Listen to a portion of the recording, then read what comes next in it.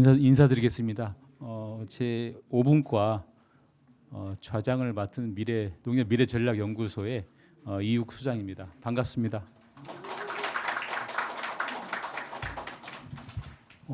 이게 이제 저희 연구소하고 농식품유통연구원이 같이 주관을 하다 보니까 오늘 또 김동원 원장님께서 발표를 맡아주셔가지고 아마 저한테 좌장을 좀 맡게 된 것 같은데 일단 오늘 발제는 저희 농협 미래전략연구소의 최영훈 연구위원께서 농촌 고령화 대응 공동영농 활성화 방안에 대해서 먼저 발표를 하실 예정이시고, 이어서 우리 이제 농식품 신유통연구원의 김동완 원장님께서 K푸드 수출 확대 방안에 대해서 발표를 하시고, 이어서 이제 네 분의 토론자를 모시고 저희가 토론을 진행을 하도록 하겠습니다. 시간 관계상 저희한테 주어진 시간이 1시간 반이거든요. 근데 가능하면 한 10분이라도 먼저 끝나는 게 좋을 것 같아서 우리 발표하시는 발제자 두 분께서는 20분 정도 해서 40분 정도 발표를 맞춰주시면 어떨까 이렇게 생각합니다. 그럼 먼저 농협 미래전략연구소의 우리 최영원 연구위원의 그 농촌 고령화 대응 공동영농 활성화 방안을 발표를 듣도록 하겠습니다.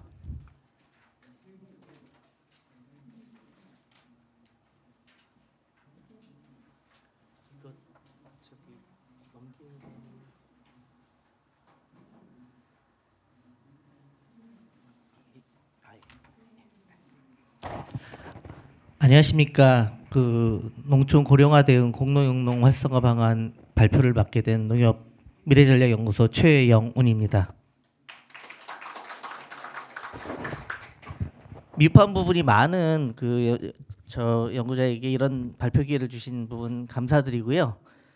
사전에 지 연구는 어떤 분석적인 연구보다 현장에 가서 현장 분들의 의견을 많이 청취해서 그것을 바탕으로 해가지고 그 연구 보고서를 저희가 작성해 봤습니다. 그래서 많은 부분 보시고 또 미흡한 부분이 있으면 지적해 주시면 감사드리겠습니다.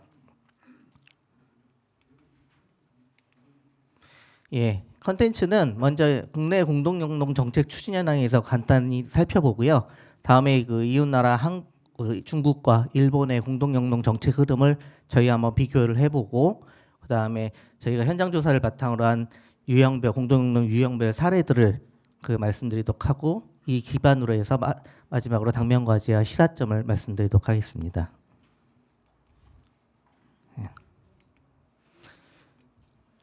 예, 뭐 다 아시겠지만 저희 농업 현실이 소규모 영세 고령농이 대다수를 차지하고 있고요. 그다음에 매년 고령화율이라든지 뭐 1헥타르 미만 경영주의 비중이 점점 커지고 있는 그런 상황입니다.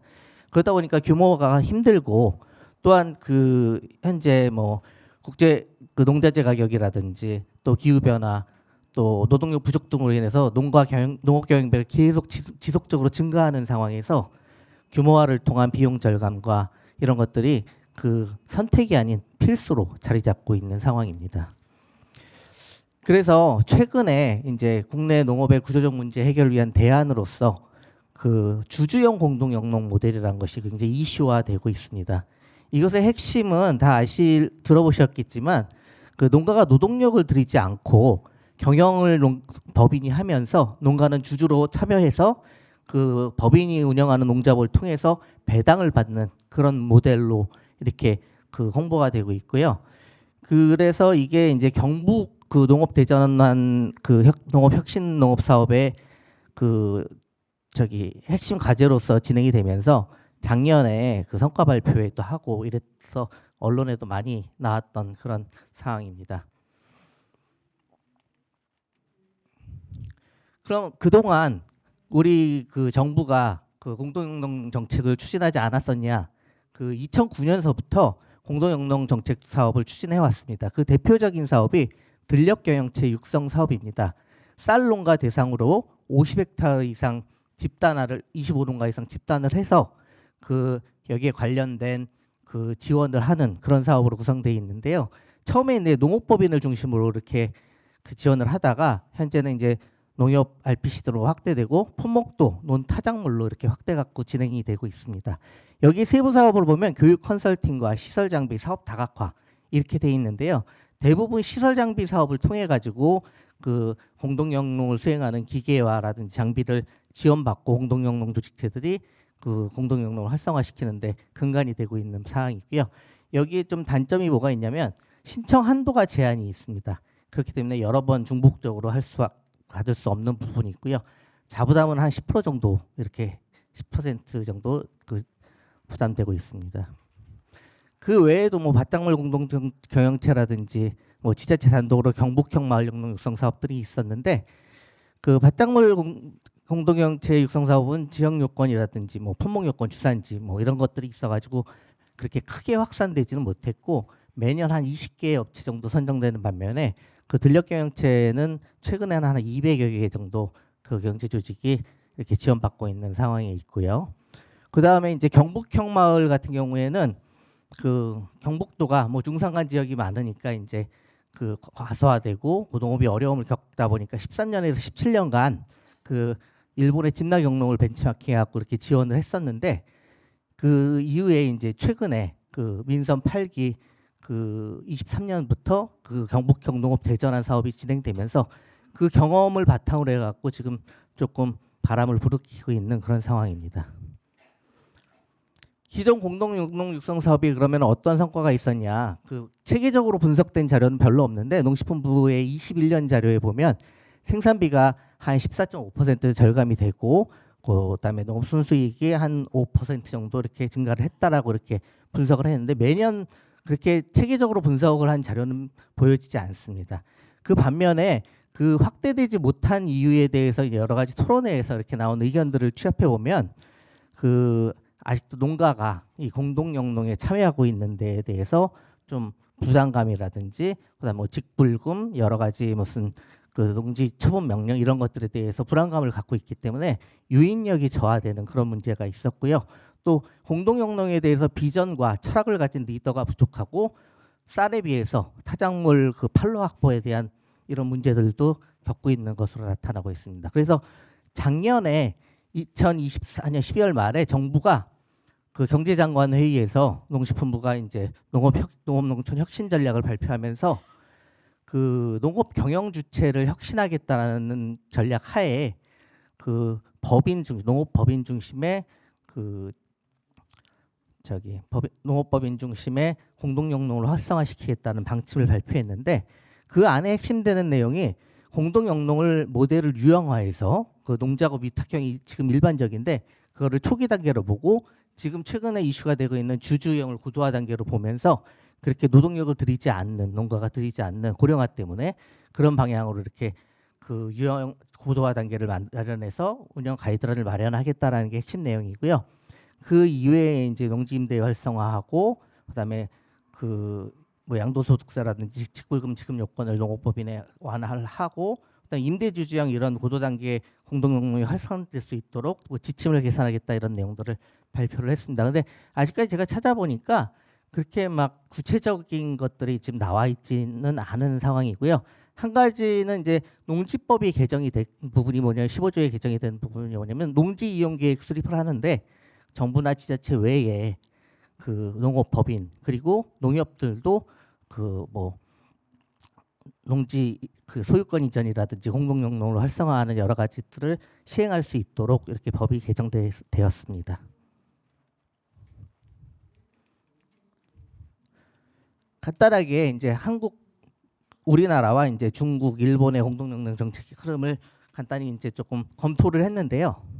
일본은 잘 아시겠지만 집락영농이라는 마을 단위 집락영농이라는 것이 뭐 크게 확산되기보다도 지금 자리 잡고 있는 상황이라고 볼 수 있는데 이 일관된 농업 계획 하에 농지를 집적하고 농기계를 공동 소유해 가지고 하나의 경영 조직으로 간주해 가지고 영농을 수행하는 그런 단계에 있고요.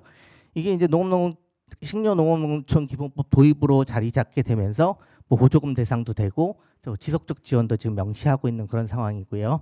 현재 한 일본 전국의 집락영농 조직 수가 한 14,000개 정도가 있는데 대체적으로 이제 그 집락영농 구성 농가 수가 그 50% 미만이 대부분이고요.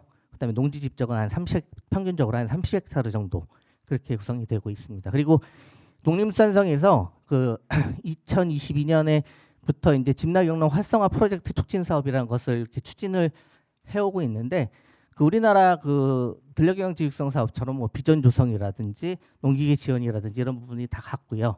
그런데 이제 조금 특이한 사항이 있다고 하면 그 청년농들을 고용을 했을 때 조금 더 지원을 해주는 이런 부분에 이제 초점을 맞춰갖고 진행을 하고 있습니다.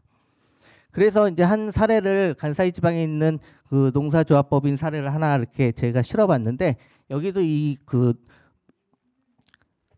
저기 집나경농 활성화 프로젝트 촉진 사업에 맞춰서 비전을 조성하고 뭐 브랜드화를 통한 수익 확보, 뭐 영속적인 조직을 구축하기 위해 청년을 고용하고 그다음에 지역의 특산물을 고수익작물 재배로 면적으로 확대하는 이런 그 보조금을 받기 위한 전략을 통해 가지고 또 법인의 경영을 안정화하고 마을 농가 소득을 그 증대시키는 그런 전략을 사용하고 있습니다.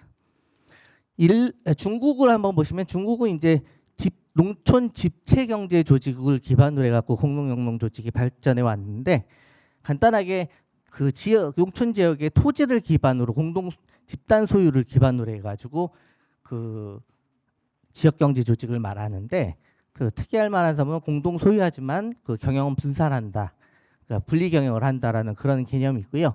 최근에 이제 그 중국이 사회주의 그 기반의 그 발전 경제 개혁을 위해서 도농 통합 발전을 핵심 과제로 지정을 하면서 그 안에 이제 농촌 집체 경제 조직을 발전시키겠다고 하여 작년에 이제 조직법을 그 제정을 했습니다.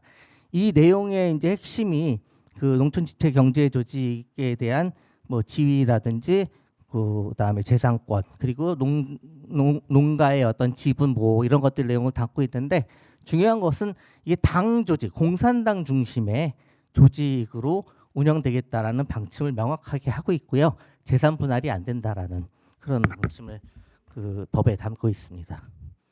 그래서 뭐 사례를 그 중국 공산당 신문망에 있는 사례를 이렇게 보시면은 그 찾아보니까 농촌 집체 경제 합작사라는 걸 만들어 가지고 당이 이게 이제 협동조합형 농업 기업인데 그 중국 사회주의적 협동조합형 기업이죠. 그래갖고 여기서 이제 마을별 집체 자산, 토지라든지 이런 것을 지분화해 가지고 농민이 지주를 참여하고 그 대신 그 사업은 가공사업, 뭐 농업, 그 서비스 산업 이런 것들을 다 그 합작사가 다 하면서 그것을 통해 가지고 이제 농민은 거기에 있는 지분을 받고 그다음에 또 거기서 일하게 되면서 합작사 노임을 받아서 운영되는 이런 구조로 운영되고 있습니다. 그래서 뭐 장수성 둥란촌 사례를 보면 강력한 마을, 부유한 마을, 아름다운 생태마을 목표로 둥란촌 당조직이 합작사를 운영해 가지고 여기서 이제 여러 가지 그 사업 고품질 유기농 쌀 생산 가공이라든지 뭐 특색 가공 산업, 농촌 관광 체험 이런 것들을 통해 가지고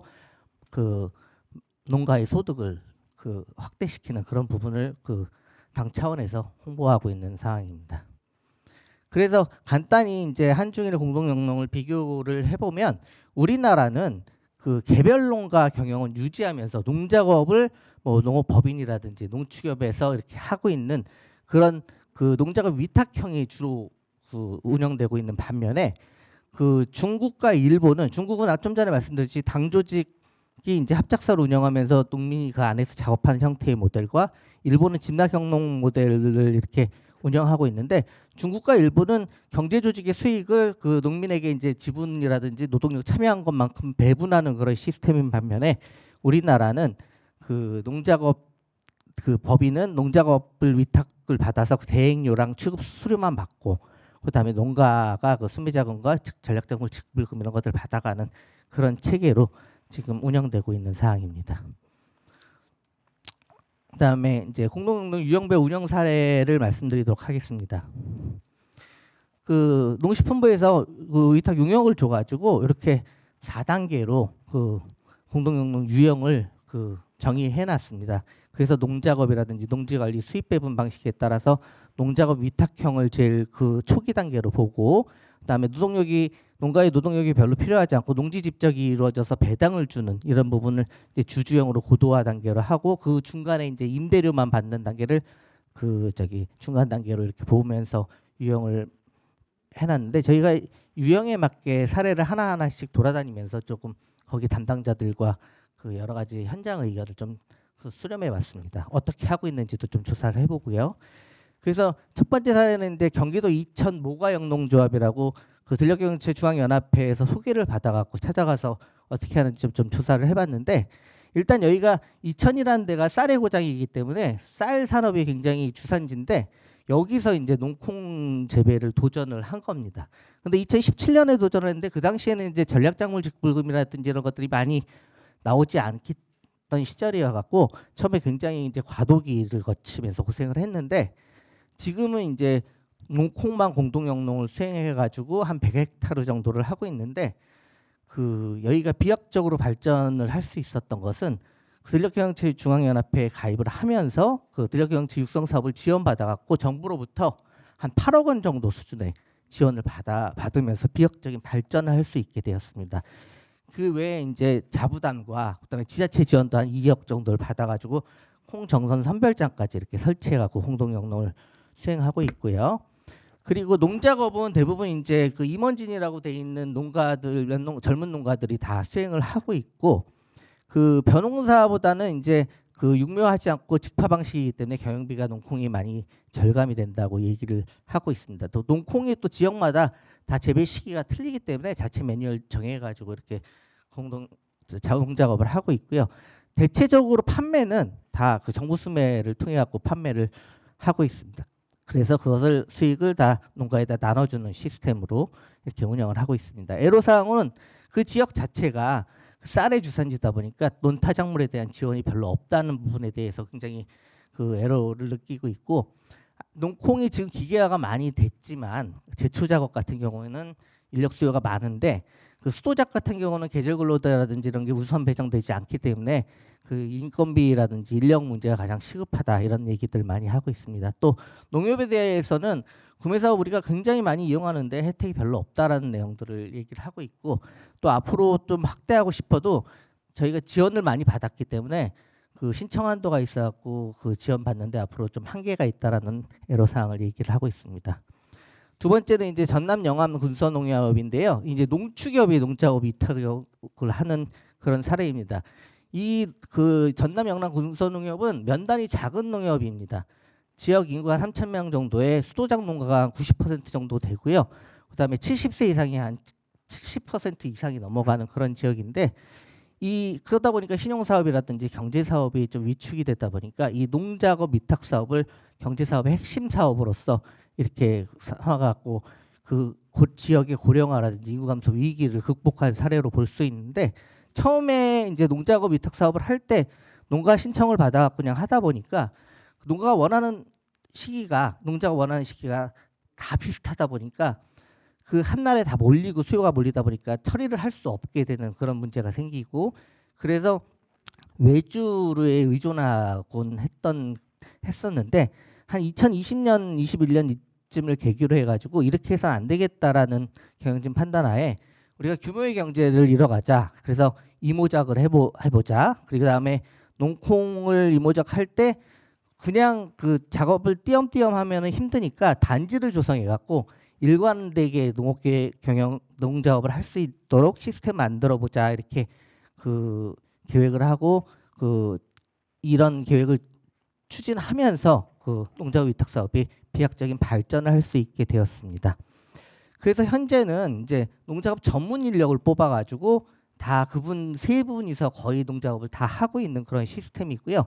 또 농협 같은 경우는 자체 영농이 없기 때문에 비용 절감 차원에서 들녘경제 육성 사업에 또 신청을 해가지고 그 농기계의 한 80% 정도를 지원받아가지고 고정비를 절감하고 있는 그런 사양이 있고, 정부 수매 외에도 종자원 최종퍼라든지 이런데 이제 그 강원 공장에 납품하고 있는 그런 공동영농을 하고 있습니다.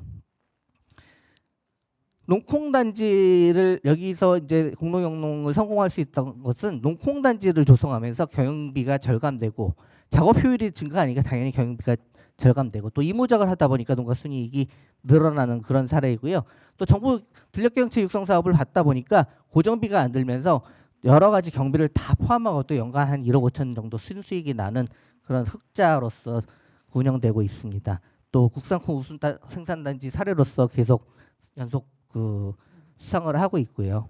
이 애로사항은 이제 기후 변화 때문에 이제 계속 장막, 가뭄 이런 것 때문에 농작업 대응이 어렵다는 점, 그렇기 때문에 재배 면적은 확대를 하고 있지만 수확량은 감소하고 있다라는 이런 것을 애로사항으로 하고 있고요.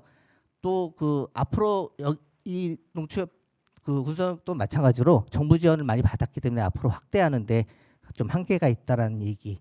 그다음에 이 군소농협은 작은 면단위 농협이기 때문에 이것에 선택과 집중을 할 수 있었지만 그 판매 사업이라든지 뭐 신흥사업 이런 것들이 활성화된다면 아무래도 농축협도 거기에 전념을 할 수 없는 구조라는 얘기를 또 하고 계시더라고요. 그다음에 세 번째는 이제 농지 임대형 사례입니다. 농지 임대형 사례가 거의 없거든요. 근데 거의 그 많지 않은데 유일하게 그 농지 임대형 공동 영농을 수행하고 있는 사례입니다. 왜 여기가 이렇게 할 수 있었나 봤더니 여기가 벼농사하기가 굉장히 어렵습니다. 왜냐하면 그 반도 특성상 그 해풍 때문에 그 벼농사 재배가 어렵고, 그리고 이제 포항시에서 여기가 관광지고 이러다 보니까 포항시에서 그 이 관광농업을 경관농업을 해보자라는 포항시장의 의지가 있어가지고 그 전에도 뭐 유채라든지 이런 거 심고는 있었지만 이 사업의 일환으로서 지자체 사업의 일환으로서 그 경지 임대형 사업을 할 수 있게 되었습니다. 그래서 지금 한 그 유채, 메밀, 뭐 해바라기, 맨드라미 이런 것들이 이기작으로 해가지고 재배를 하고 있는데 대부분 수익 구조는 지방시 포항시에서 주는 보조금으로 구성이 돼 있고요. 일부 뭐 그 보리라든지 메밀 같은 경우 2차 가공을 해가지고 1차 가공을 해갖고 판매해갖고 수익을 한 1억 정도 올리고 있는 부분입니다. 농지 임대를 어떻게 했냐 그 물어보니까 그 포항시하고 협의를 해가지고 토지 사용 동의서 받으면 장기간 임대할 수 있게 포항시에서 이렇게 승인을 해줬다고 합니다. 농지법하고 좀 틀리게. 그리고 여기도 지원을 거의 들녘경제 육성사업과 시지원을 받아서 장비를 다 그 지원을 받았고요. 그 농작업은 임원진들이 그 공동으로 수행하는 형태를 하고 있습니다. 여기에 이제 성과로 보시면은 이 지역의 특수성 때문에 그 농지 임대 형태의 공동 영농 모델을 정립할 수 있었습니다. 근데 이 경관농업을 하면서 벼농사 농가가 그렇게 수익이 늘었나 그렇지는 않다고 합니다. 그렇지만 여기가 수산업이 발달돼 있고 또 여러 가지 여건 때문에 영농 수요가 계속 주는 상황에서 그 노동력 들이지 않고 수익이 들어오는 구조를 만들었다는 것은 굉장히 좋은 성과라고 이렇게 얘기를 하고 있습니다. 그래서 또 이것을 통해 가지고 지역경제 부가가치 경관농을 통해서 창출하고 있고요. 그 애로사항에는 처음에 이제 지주들한테 그 계약할 때 다 그런 내용을 설명했음에도 불구하고 지주들이 그 시 보조금 받는다고 하니까 이제 다양한 왜 돈을 요거밖에 안 주냐 300평당 50만 원 이렇게 주는데 안 주냐 그런 민원들이 많이 있었다고 하고요. 그리고 또 매출을 조금 더 늘리려고 그 1차 가공을 넓혀서 2차 가공까지 해보려고 했더니 영농조합법이다 보니까 이제 2차 가공에 대한 제재가 좀 많이 있어서 그 매출을 향상시키는데 한계가 있다고 하고요. 또 아직 예산이 부족해갖고 땅이라든지 자본이 부족해갖고 자원조정호가 없는 상황이라서 이런 부분을 지역농협에서 같이 좀 공동으로 사용할 수 있게끔 해달라는 요구, 그리고 농기계 수리센터에 대한 부분도 요구사항으로 거론하고 있습니다. 마지막으로 최근에 가장 이슈가 되고 있는 늘봄 영농조합법인인데요. 여기도 이제 발단이 원래 그 지역에서 그 홍익식 대표라는 분이 있는데 그분이 그 영농조합을 운영하고 있었는데 그 경북도지사 민선 8기로 오신 이철우 도지사님이 조금 획기적인 농업발전 대안을 연구해보자는 그런 말씀들이 이제 그 남아서 새롭게 한번 시작해보자 그래가지고 그 지역 농가들에게 이제 장기 임대차를 통해 가지고 농지 집적을 했습니다. 근데 이게 원래 농지법상 그 96년 이후 소유분은 이제 농어촌공사를 통해 가지고 같이 농지 계약을 그 해야 되는데 이 지역이 이제 대부분이 다 그 전 농지이기 때문에 조금 수월하게 장기 임대차를 할 수 있었다고 하고요. 그래서 한 110헥타르 정도의 농지 집적을 해가지고 80농가 그래서 그 경북도에서 역점 사업으로 추진하는 경북농업 혁신 대전환 사업에 선정이 되면서 그 지자체로부터 35억 정도를 지원받게 됩니다. 그러다 보니까 공동 영농을 할 수 있는 그 여건이 펼쳐지게 된 거죠. 그래서 지금은 이제 학예, 동계, 이모작, 콩, 벼, 양파, 감자 등 이런 것들을 다 하는데, 이제 콩 같은 경우는 기계화가 많이 돼 있지만 다른 것들은 기계가 안 돼 있기 때문에 인력이 많이 소요되는 형태고요. 기계화는 한 50% 정도 되고요. 여기도 판로는 대부분 다 정부 수매를 통해서 이렇게 그 수익을 거두고 있는 그런 구조로 가고 있습니다. 또 농가들도 여기 와서 일하겠다고 하면 와서 일을 해가지고 또 그 일당도 주는 그런 체계이면서 배당을 또 연간 배당을 하고 있는데, 그 여기에 이제 성과를 보시면은 농지 집적 동학의 이모작 등으로 경지 이용률을 거의 한 170% 이렇게 증가시키고, 여러 가지 그 동학의 이모작을 하다 보니까 총 생산 수입도 벼 단작보다는 한 3배 이상 이렇게 늘어나는 그런 형태를 보여주고 있고요. 또 가장 여기서 대표가 강조하는 게, 고령 농가가 그 노동력 들이지 않고 농지를 법인에다가 이렇게 맡기면은 배당으로 은퇴 후에도 살아갈 수 있다. 그래서 그 배당 주는 게 자체적으로 자기네들이 얘기하는 게 벼 단작보다 훨씬 조금 더 높은 금액이고, 그 이외에 뭐 직불금까지 합치면 더 많다라고 얘기를 하시고 계십니다. 애로사항으로는 법적 제도적 한계로 농가설득 작업이 쉽지 않았다고 얘기를 하시는데, 그 농지 임대차 아까 처음에 말씀드린 뭐 자격유지, 직불금 수령 이런 것들에 대해 농가가 아직도 불안감을 갖고 있기 때문에 참여하는데 쉽지 않았다라는 얘기를 하고 있고요.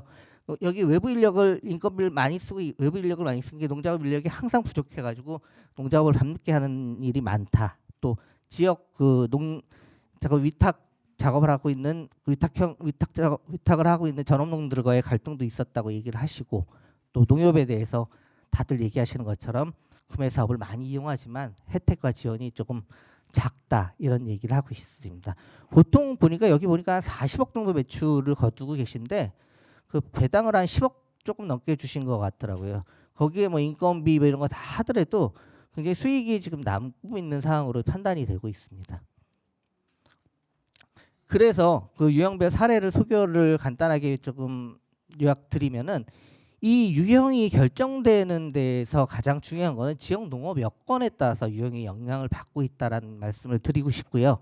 그다음에 공동영농, 이 지금 저희가 실패한 데는 조사할 수 없기 때문에 잘된 데들만 조사를 한 건데, 이 잘된 데들의 성공 요인이 뭐냐고 봤을 때 대부분 정부와 지자체의 지원이 있었기 때문에 성공할 수 있었다라는 그런 결론을 낼 수 있고요. 뭐 애로사항은 앞에서 말씀드렸기 때문에 넘어가도록 하겠습니다. 그래서 이걸 통해 갖고 당면 과제 및 시사점을 마지막으로 말씀드리도록 하겠습니다. 일단 현장 가서 그 제도 개선에 대해서 조금 말씀을 해달라고 얘기를 했더니, 그 임대차 계약하는 부분에 대해서 좀 많이 애로사항을 얘기를 하시고 계시고요. 또 한 가지 주요하게 얘기를 하시는 게, 지금 청년농 우선 육성 우선 정책에 따라서 이제 조직 내 임차농이 땅 내놨을 경우에 그 농지은행 통해서 외부 신규 농이 갖고 가는데, 그게 이제 공동영농과 결을 같이 하는 사람들이 들어오기 때문에 공동영농 조직이 깨지는 경우가 많이 발생한다라는 얘기를 하고 있고요. 그다음에 두 번째는 지금 농콩만 이렇게 하다 보니까 농콩이 포화돼 가지고 이제 가격이 떨어질 것 같은 이런 여러 가지 위기감이 현장에 있다고 합니다. 그러다 보니까 정부 대체 그 타작물 육성이 시급하다는 얘기를 하시는데, 이제 농콩이 어떻게 이렇게 확대됐냐고 보면, 정부 수매가 이루어지다 보니까 이제 시장이 반응하면서 장비가 확산되니까 기계화가 빨리 이루어지는 그런 그 순환이 이루어져서 그 농콩이 이렇게 확산될 수 있었는데, 앞으로 그 다른 타작물들도 이렇게 조금 정부의 지원과 그 전략이 있어야 될 것으로 그 바라고 있는 부분입니다. 그 다음에 마지막으로 이제 지역 특성 반영 공동영농 모델 적용이라는 부분은 이제 제가 판단해서 한번 정리를 해봤는데, 가서 보니까 이제 경북이라든지 전남 이렇게 고령화가 좀 더 심한 지역에서는 농가 노동력이 별로 없기 때문에 배당을 주고 임대를 하고 뭐 이런 모델들이 조금 더 우월한 반면에, 그 아직도 경기도랄지 또 전북 같은 경우는 농업 인프라가 좋아서 그런지 이제 아직 농가 노동력들이 많이 있는 것 같더라고요. 젊은 인력들도 많이 있고요. 그런 데들은 배당이라든지 뭐 임대료 이런 것뿐만이 아니라 본인들이 일을 직접 해가지고 수익을 올리고자 하는 욕망들이 좀 더 큰 부분이 있는 것 같아서 그 모델 자체가 뭐 이렇게 초기 단계에서부터 고도화 단계에 이렇게 일괄적으로 갈 게 아니라 지역 특성에 맞게 정립이 되어야 되지 않겠나 이렇게 생각을 하고 있는 부분입니다. 또 한 가지 이제 현장에 가서 느낀 들녘경제 육성 연합회 통해서 이제 저희가 그 들은 부분을 정리하자 보면 그 농협과 농축협과 또 농업법인 간의 경합관계, 갈등 관계도 좀 있는 부분으로 생각이 됐는데 이제 그 영농조합법인 입장에서는 농가와 함께 이제 시행착오 거쳐갖고 농콩당지를 만들면 그 지역 농협이 이제 선별시설을 만들어갖고 수매를 뺏어간다. 자금력을 앞세워서 이런 얘기를 하시고 계시고 또 들녘경제 육성 사업도 농협과 경합관계에 있어서 그 법인의 재정 건전성을 키우기가 어렵다. 그렇기 때문에 농협에서 우리와 경쟁하지 말고 농축에서 우리랑 경쟁하지 말고 그 농축협이 그 판로 확대라든지 이런 부분에 대해서 좀 더 신경을 써주셨으면 좋겠다라는 얘기들을 많이 하고 있습니다. 근데 이제 농축협에서 이제 공동영농을 담당하고 있는 담당자들의 얘기를 들어보면 이 법이 영농조합법이라는 데가 거의 민간 중심으로 운영이 되고 있기 때문에 가족 중심의 법인이 많고 또 수익을 소수가 독차지하는 경우가 많다. 그리고 그 또 잘하는 경우가 그렇게 많지 않다. 그렇기 때문에 공공성과 효율성 이런 것을 따졌을 때 농협이 공동영농을 주도하는 게 더 바람직하다라는 입장을 그 피력하고 계시고요. 그다음에 농협도 자체 영농이 없기 때문에 정부 사업을 받아서 해야 고정비 절감이 되고 수익이 나는 그런 구조이기 때문에 정부 사업에 같이 뛰어들 수밖에 없는 부분이고 또 여러 가지 그 농작업 대행 단가도 민간과 형평성을 맞추기 위해서 적정한 선에서 결정하고 있는 그런 상황이라고 얘기를 하고 있는 상황인데 이렇게 입장이 그 상반되고 있는 부분이 있습니다.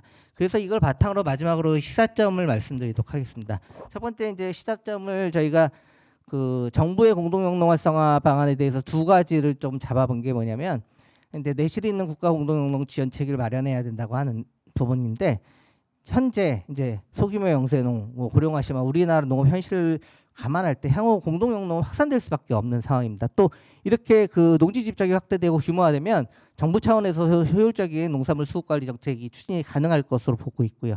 그래서 이 공동영농 조직을 내실화하기 위해서는 효율적인 지원 체계가 마련돼야 되는데 현재 정부에서 뭘 하겠다고 발표는 했는데 아직 현장에 그 가이드라인이 마련돼 있지는 않는 그런 상황이기 때문에 시급하게 농지 임대 제도라든지 뭐 직불금이라든지 여러 가지 부분이 농가가 그 공동영농에 적극 참여할 수 있도록 현장에 대한 가이드라인이 마련돼야 되고요. 그다음에 앞서 말씀드렸듯이 대체 타작물 육성, 또 성과 좋은 조직에 대해서는 뭐 지속적으로 지원 체계를 구축한다든가 또 일본처럼 영속적 조직을 주축하기 위한 청년 고용 공동영농주에서 청년 고용을 하면 그 지원을 확대시키는 부분도 좀 고려해야 될 것으로 생각됩니다. 근데 이 부분이 하겠다라고 정부가 발표는 했습니다. 그러니까 앞으로 그 이루어질 것으로 보고요. 두 번째는 이제 좀 전에 말씀드린 지역 상황 일관되게 그 공동영농 모델을 초기에서 고도화 단계를 일괄적으로 유형화하는 것보다는 지역 상황에 맞게 공동영농 모델을 정착시키되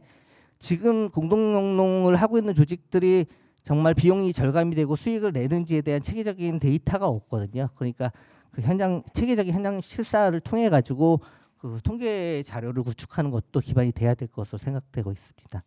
그다음에 세 번째는 농협과 민간 공동체 간의 협력 체계가 구축돼야 되는 부분인데 일부 지역이긴 하지만 그 공동영농이 정체적으로 이제 활성화되기 위해서는 협력 관계를 유지하는 부분으로 가야 될 것 같고요.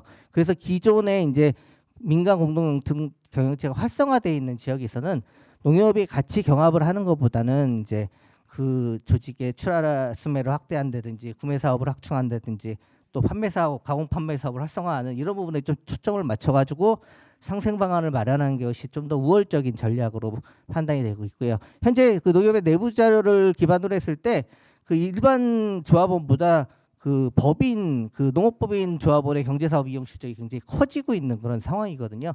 그렇기 때문에 그 또 농업법인들이 우리가 구매사업 많이 이용하는데 그 혜택이 적다라는 불만들도 가지고 있기 때문에 고객 차원의 어떤 그 전략이 필요한 시점이 아닌가 이렇게 생각되고 있습니다.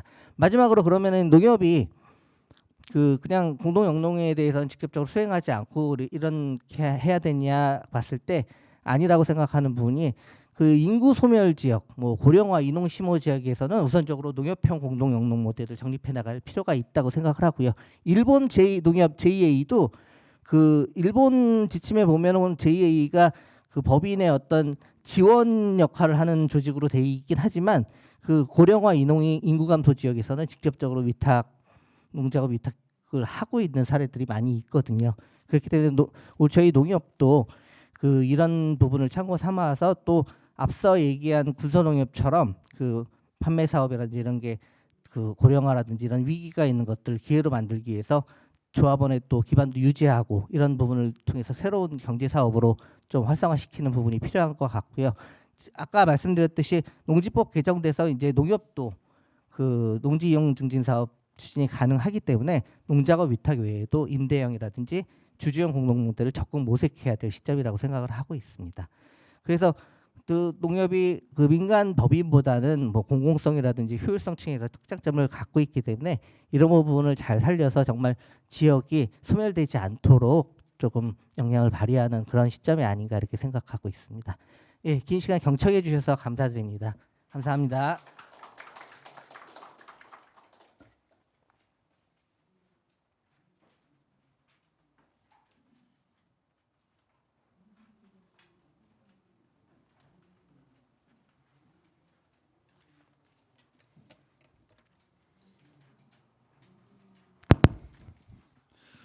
예, 안녕하세요.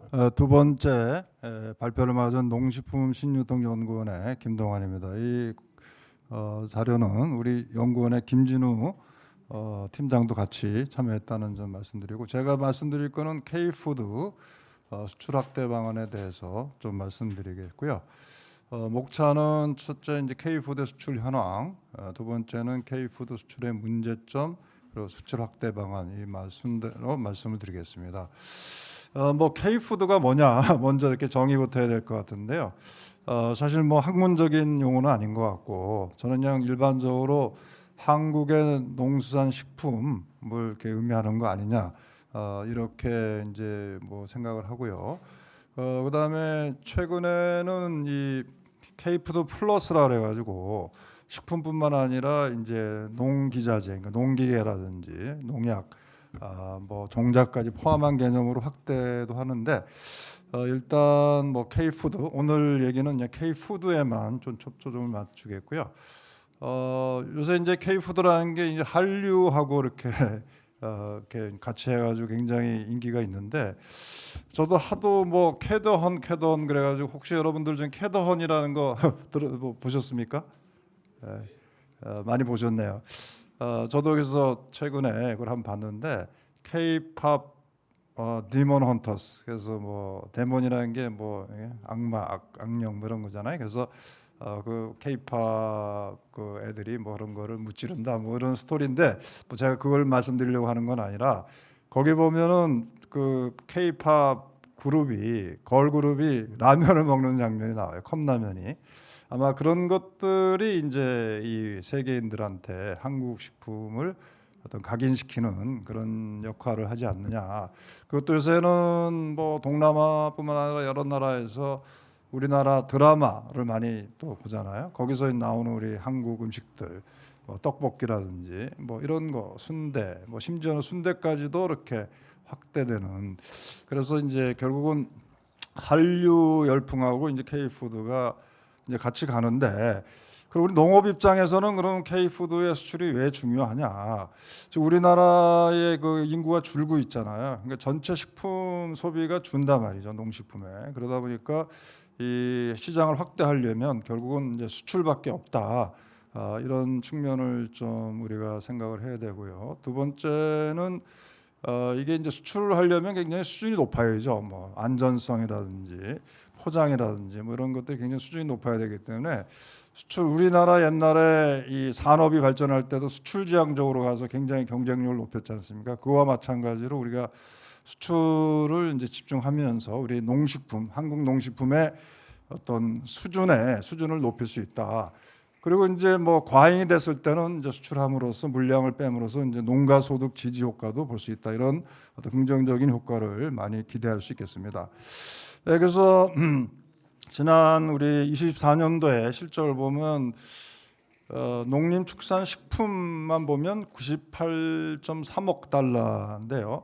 근데 이게 참 애매한 게 수산식품을 이제 우리가 포함시켜야 되느냐 말아야 되느냐 뭐 이런 이슈도 있는데 수산식품이 한 30억 달러 정도 됩니다. 그래서 수산물까지 포함하면 한 128억 정도 되고 그다음에 거기다 이제 아까 농자재까지 한 150억 달러 뭐 이렇게 되는데 농식품부는 그냥 막 150억 달러 뭐 이렇게 홍보를 하는 것 같아요. 근데 하여튼 농림수산식품부 관할에 있는 농림축산식품만 보면 98억 3천이다. 저는 이걸로 기준으로 해서 말씀을 좀 드리도록 하겠습니다.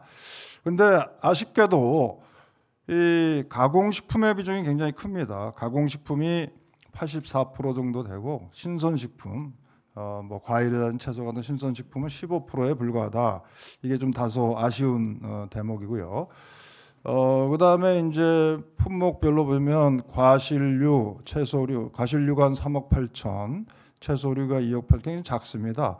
근데 이제 이 가공식품을 보면 멸류가 15억, 연초류가 11억 뭐 이런 식으로 가공식품이 주력을 차지하고 있다. 특히 이제 과자, 음료, 주류까지 포함해서요. 그래서 이거를 품목별로 보면 1등이 라면입니다. 과거에는 오랫동안 연초, 담배가 1등이었는데 2024년부터 아까 제가 말씀드린 K-팝의 K 한류의 영향인지 몰라도 라면이 12억 달러로 굉장히 그 1등을 차지하고 그 다음이 연초, 음료, 커피조 제품. 우리가 참 커피를 엄청 원재료를 수집하는데 수출도 많이 하죠. 그다음 술도 많이 수출합니다. 뭐 그다음 설탕 같은 거는 원당 수입해서 수출하잖아요. 근데 이제 여기서 우리가 신선으로 볼 수 있는 게 인삼이 2억 한 5천 달러 정도 되고요. 김치가 1억 6천, 그리고 김이 뭐 한 5억 정도 달러 정도 되는 뭐 이렇게 보는데 하여튼 그 좀 신선식품이 약하다. 근데 신선식품은 아까 말씀드린 대로 1억 달러 넘어가는 게 인삼하고 김치고 그 외에 이제 닭고기가 9,200만 불, 딸기가 6,900만 불, 그래서 쌀이 6,900만 불. 유자 쌀이 좀 특별하게 일본에서 많이 그 수입을 하는 바람에 좀 늘었고요. 유자, 뭐 배 이런 것들이 또 과거에는 파프리카가 굉장히 상위에 했었는데 파프리카가 환율 문제로 일본의 환율 문제 이런 것 때문에 수출이 많이 줄고 있습니다. 그래서 아까 말씀드린 대로 이런 뭐 라면이라든지 곡류 제조품, 반려동물 사료, 음료, 소주, 연초류, 설탕, 비스킷, 커피 제조품 이런 것들의 수출 증가율이 높고요. 또 수산식품에서는 아까 김을 제가 5억 달러는 잘못 말씀이 10억 달러네요. 김이 한 10억 달러, 그다음에 참치가 한 6억 달러 정도 이쪽에 주력 품목이 되겠습니다. 그다음 국가별로 보면 미국이 전체 한 16.2%, 그다음에 중국이 15.4%, 일본이 14%, 베트남이 6.5%. 베트남이 굉장히 올라왔죠. 그래서 상위 5개국이 전체 수출의 한 56.3%로 어떤 이 주요국에 대한 의존도가 좀 높은 편이다 이렇게 말씀을 드릴 수가 있겠습니다. 그다음에 이제 농식품부가 최근에 그래서 K푸드 수출 확대 전략을 많이 세우고 있는데요. 그래서 이제 특히 10대 품목 딸기, 배, 포도, 파프리카, 인삼, 김치, 라면, 가공식품, 쌀 가공식품, 과자, 음료 등의 이제 수출을 강조하고 있고요. 그래서 이제 어떤 세부 추진 방안으로서는 대외 수출 리스크 대응, 수출 시장의 품목, 수출 시장과 품목의 다변화, 글로벌 트렌드 연계 마케팅 및 고급화, 수출 애로 해소 및 경쟁력 강화 등을 어떤 정책을 추진하고 있습니다. 그러면 이제 지금부터 이런 K푸드 수출의 문제점을 좀 살펴보도록 하겠습니다. 첫째는 특히 제가 오늘 중점적으로 말씀드린 부분 이제 신선 농산물이 아까 좀 취약하니까 이걸 어떻게 수출 확대할까 부분을 좀 주로 말씀을 드리겠는데요. 신선 농산물의 경우에는 지속적인 수출 물량이 확보가 곤란하다. 이 말이 무슨 얘기냐면 국내 가격이 떨어지면 수출하려고 그러고 국내 가격이 오르면 또 수출 안 하려고 하는, 그러다 보니까 수출업체 입장에서 보면은 이 물량 확보가 좀 어렵다. 그래서 수출업체 애로사항을 조사한 것을 보면 농가의 수출 약속 불이행을 가장 큰 문제점으로 지적을 하고 있습니다. 그래서 이제 그 수출업체 간의 어떤 그 이제 수출이 지속적으로 되기 위해서는 바이어를 이렇게 유지를 해야 되는데 뭐 어떤 때는 수출했다 어떤 때 안 한다 그러면 이제 바이어들이 끊겨버리고 그래서 수출의 지속성이 어렵게 되고요. 그리고 또 이제 국내가 막 과잉이 되면 또 막 밀어내기식으로 또 수출한다 이거죠. 그러다 보니까 또 수출 단가 하락에 따른 수익성 저하 뭐 이런 게 되고요. 그래서 어떤 그 국내의 어떤 그 상황에 따라서 수출이 너무 좌우되는 이런 문제점이 있다. 지금 예를 들면 지금 사과 같은 건 거의 수출을 못 하고 있습니다. 옛날에는 사과가 뭐 한 2만 톤씩 됐었거든요. 근데 요새 사과 가격이 너무 높으니까 수출을 거의 못 하는데, 그럼에도 불구하고 앞으로 우리가 이제 이 사과 수출을 사과 가격이 떨어질 때 수출하려고 하면 안 되니까 지금이라도 이제 수출 체계를 좀 유지해야 되는데 좀 어려운 것 같습니다.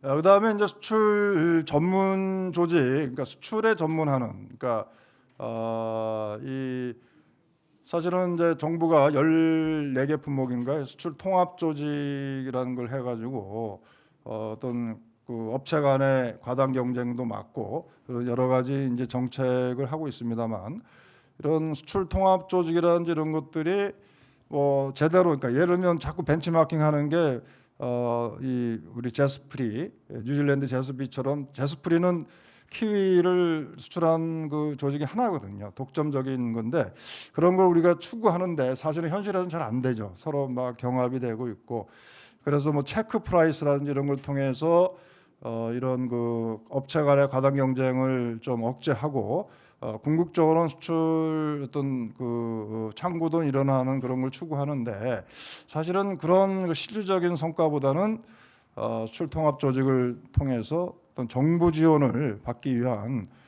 그런 부분에서만 좀 인식을 하고 있다. 그래서 수출 통합 조직이라든지 이런 전문 조직의 기능이 약한 이런 문제점을 보이고 있고요.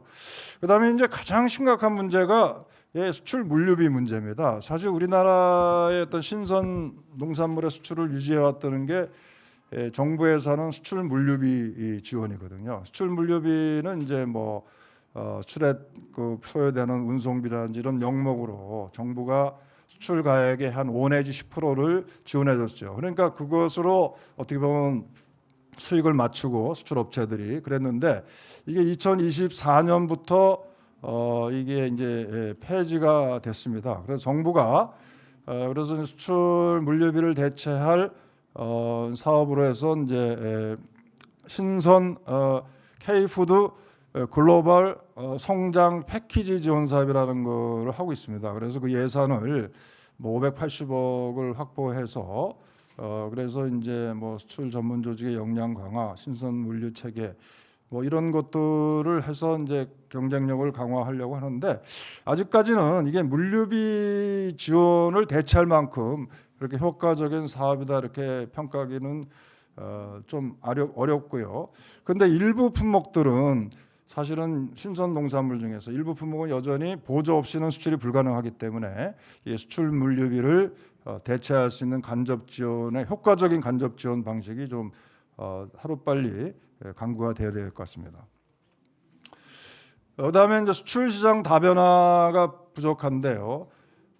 수출 10대 국가의 비중이 70%로서 수출 시장의 이제 다변화가 좀 필요하다.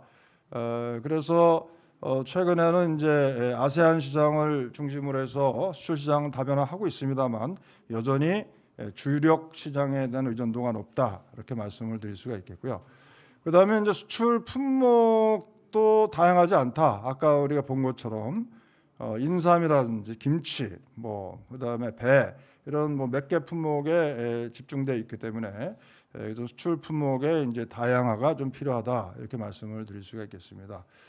그리고 이제 수출업체가 난립돼서 과당 경쟁을 하고 있고요. 그다음에 이제 수출 지원제도, 이제 정부가 아주 많은 그 수출 지원 제도를 하고 있습니다만 이것이 서로 뭐 중복되고 코트라도 하고 있고 AT도 하고 있고 뭐 지자체도 하고 있고, 저도 옛날에 한번 현장에 가봤는데요. 그 뭐 해외 박람회 같은 거 하면 한번 AT가 딱 가면은 그 바이어들을 하는데 그 다음에 또 지자체 가면 똑같은 바이어가 와요. 뭐 그런 식으로 그런 좀 비효율적인 측면이 좀 있는데, 하여튼 이 수출 지원 제도도 좀 효과적이 아닌 측면, 물론 효과가 있습니다만 그렇지 않은 부분도 좀 있다. 그래서 특히 이제 밸류 체인 단계별로 보면 어떤 그 특히 이제 단계 뭐 검역이라든지 이런 부분에서 뭐 어떤 문제점도 있을 수 있고요.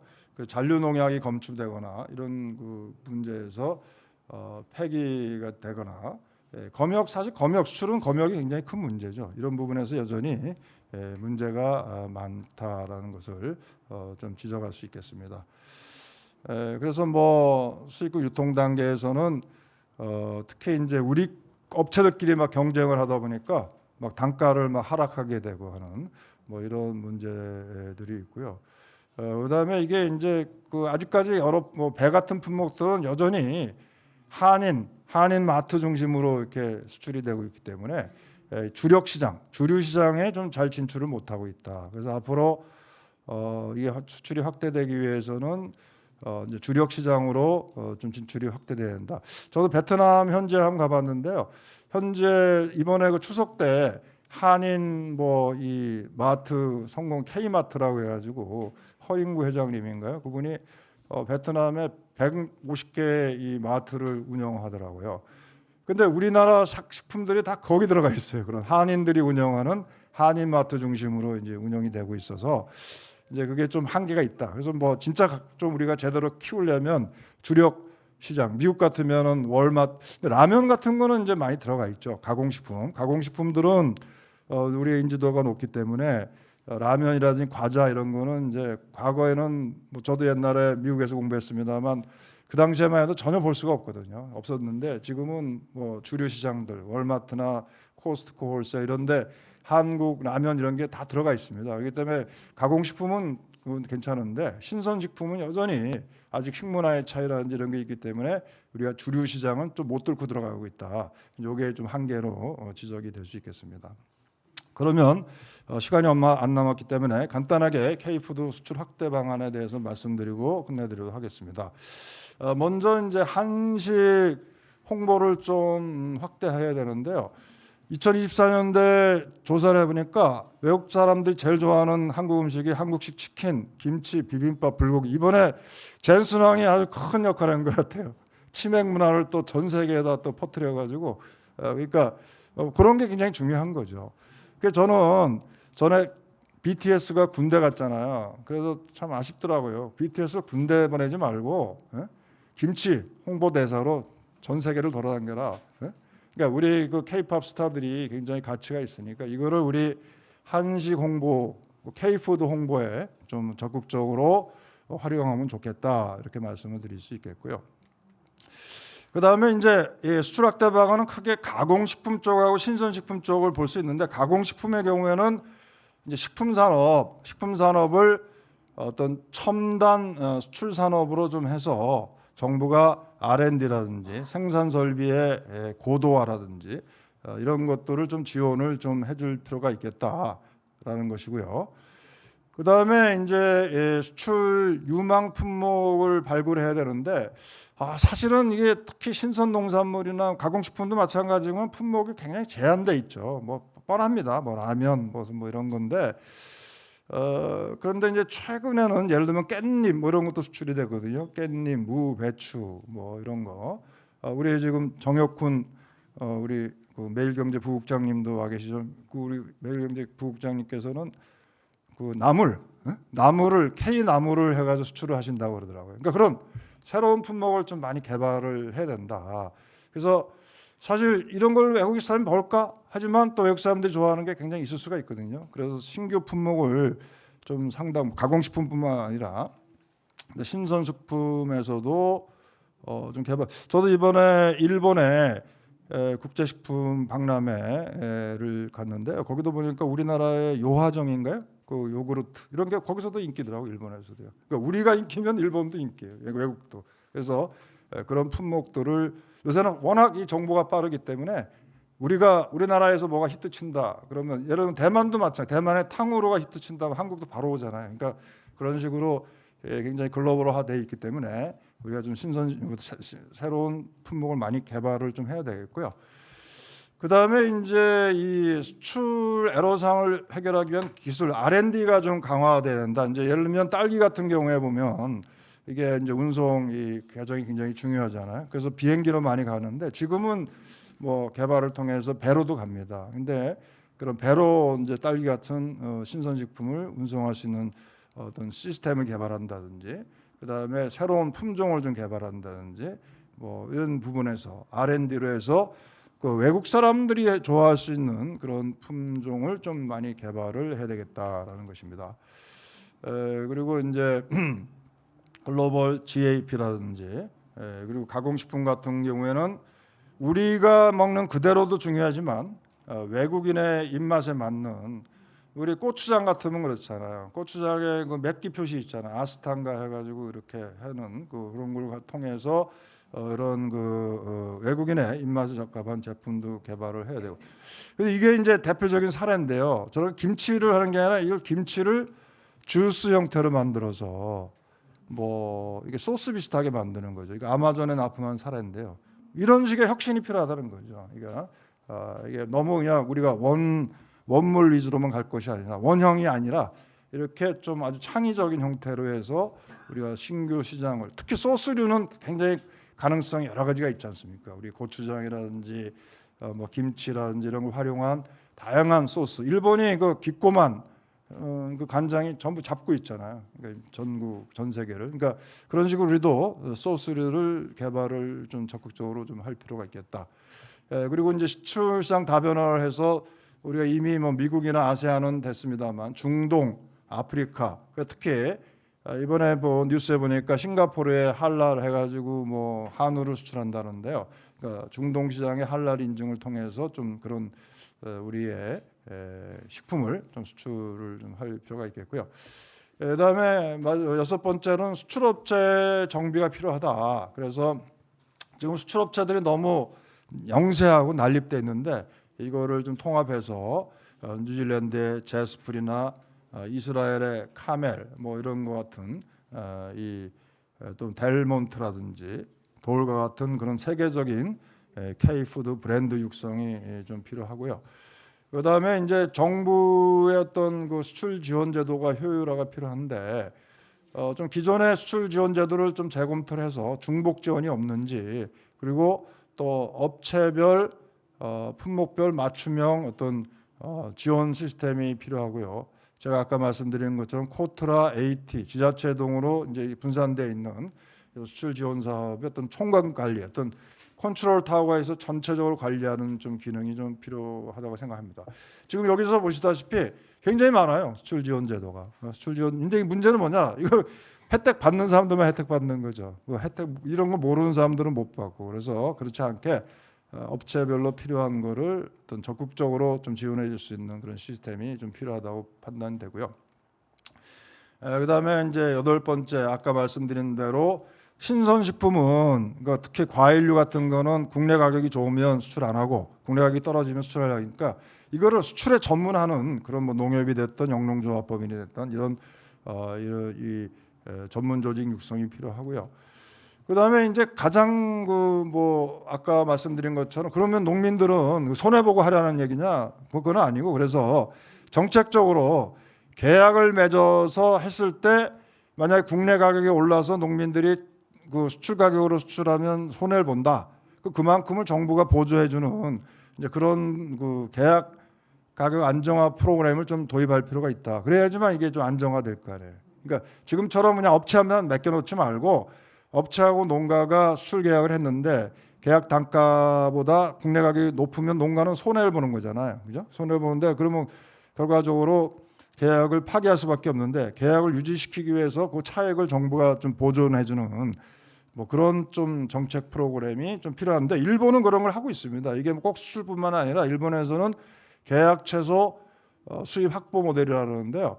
그러니까 계약 채소 안정 공급 사업인데 여기는 꼭 수출업체뿐만 아니라 농가하고 뭐 유통업체가 됐던 계약을 하면 아까 제가 말씀드린 요인에 의해서 국내 가격이 뛴다든지 시장 가격이 뛰어서 뭐 이렇게 손해를 보면 그 차액만큼을 정부가 보전해 주는 사업을 하고 있거든요. 그래서 이런 부분들을 우리가 벤치마킹해서 그런 제도를 도입함으로써 안정적으로 수입할 수 있는 그런 기반을 좀 마련할 필요가 있겠고요. 그다음에 이제 마지막으로 가공식품이 이제 우리가 결국 주력 식품인 건데 이거는 좀 원료 공급이 좀 어려울 수 있으니까 이 원료는 좀 관세 인하라든지 그다음에 공동 조달이라든지 이런 걸 통해서 원료를 좀 적극적으로 확보할 수 있는 그런 부분이 좀 필요하고요. 뭐 제가 오늘 간단하게 이 K푸드 수출 확대 방안에 대해서 말씀을 드렸는데요. 이런 부분은 제가 그 동안에 농식품부의 이제 수출 연구 사업단 이런 걸 하면서 거기서 이제 축적된 이런 것들을 좀 설명을 드렸고요. 하여튼 이 제가 오늘 포커스로 말씀드린 건 신선식품이니까 신선식품이 좀 수출을 확대하는 게 우리 농가들한테는 실질적으로 도움이 되잖아요. 그러기 위해서는 아까 말씀드린 가격 안정화 프로그램이라든지 수출선 다변화, 신규 품목의 개발 뭐 이런 종합적인 좀 대책이 필요하지 않나 이렇게 해서 말씀드렸습니다. 예, 감사합니다. 예, 두 분 발제제문의 발표 너무 잘 들었습니다. 근데 너무 시간이 많이 흘러가지고 토론자 제가 뭐 코멘트나 이런 걸 하면 더 시간이 없을 것 같아요. 그래서 그런 거 생략하고 바로 그냥 토론으로 들어가겠습니다. 오늘 토론은 네 분이 참석하셨습니다. 먼저 우리 경북 주지형 공동영농 모델을 추진하셨던 우리 경북도청의 재갈승 팀장님 참석하셨고요. 이어서 한국농촌경제연구원의 유찬희 연구위원님, 그리고 우리 AT의 신마섭 수출전략처장님, 그리고 농협무역의 허정구 전무님 네 분 참석하셨는데 시간을 제가 한 10분 드리려고 했는데 이미 그렇게 되면 안 될 것 같아요. 그래서 5분만 제가 드리고 플로어에서도 뭐 시간이 될지 모르겠는데 질의는 한두 개 정도만 이렇게 잡고 마무리하도록 하겠습니다. 토론 순서는 먼저 공동영농 관련해서 우리 재갈승 팀장님과 유찬희 연구원님께서 토론을 좀 부탁드리고, 그리고 K푸드 수출 관련해서는 이제 AT의 심화섭 부사님과 허정구 전무님께서 토론을 진행하시는 걸로 순서를 이렇게 하겠습니다. 네, 그러면은 우리 재갈승 팀장님부터 부탁드립니다.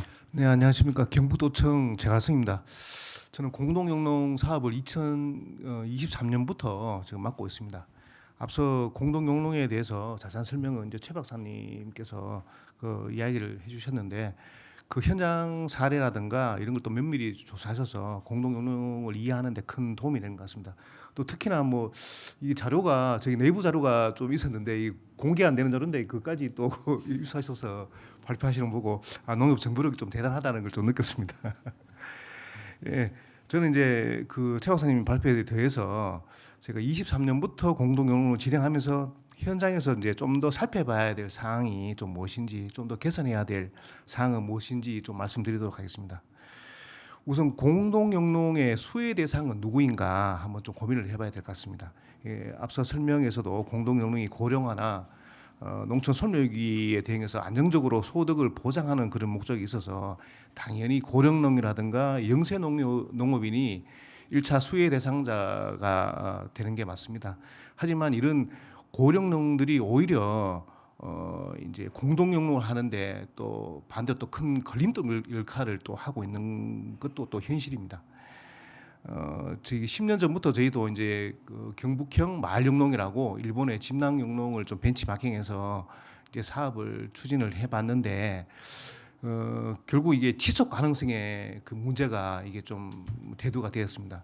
뭐냐면은 참여 농가가 다 고령화가 되고 있는 상황이고 법인 대표도 고령화고 되고 있으니 고령화 그 대표가 고령화니까 그 법인도 이제 자동적으로 이제 고령화가 되어가고 있어서 사업이 이제 진행할수록 추진 동력은 떨어진다. 법인의 동력이 떨어지는 상황이고 그래서 이제 사업을 지원하고 사후 관리 기간이 5년이 지나고 10년이 지날 때는 이미 이제 그 법인은 역할을 할 수 없는 그런 상황이 이제 직면하게 되는 상황입니다.